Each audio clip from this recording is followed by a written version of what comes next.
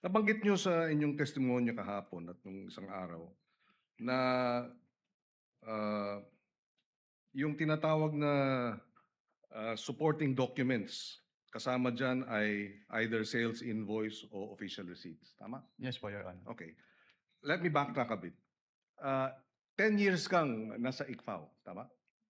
Yes po, Your Honor. Almost 10 years po. Okay, without mentioning the agencies, ilang agencies, ng gobyerno ang, na-audit mo tungkol sa confidential funds?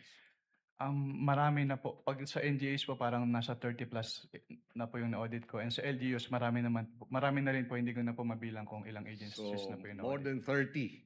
Yes po, Your Ah, Honor. Okay. Sa mga ahensya na ito, 30 ahensya, masasabi mo ba na nire-require din yung liquidation ng official receipts at ng sales invoice?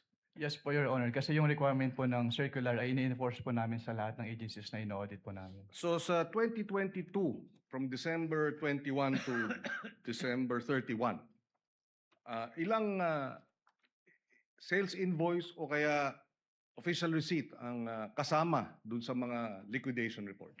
Wala po sinabit sa amin, Your Honor. Ni isa. Acknowledgement receipts lang po yung sinabit sa amin. 849 acknowledgement receipts, tama? Yes po, Your Honor. So, ni isa dun sa mga ginastos, walang official receipt at walang sales invoice. Yes po, Your Honor. Okay. Sa karanasan mo sa 30 mga ahensya, masasabi mo ba na yung findings ninyo dito sa OVP ay similar o standard ba? O nangyayari rin yung ganong walang official receipt at walang sales invoice sa mga liquidation? Yes po, Your Honor. Since sina-apply naman po namin uniformly yung provisions po ng Joint Circular 2015-01. As in, puro AR ang sinasubmit ng ibang ahensya? May mga agencies po na nagsasubmit naman ng OR po. So, sa experience mo dun sa December 21 to 31, masasabi mo bang standard practice yan ng iba pang mga ahensyang iyong na-audit? Hindi ko po siya masasabing in standard practice since ito po yung kauna-unahang beses na puro AR po yung sinamit sa amin.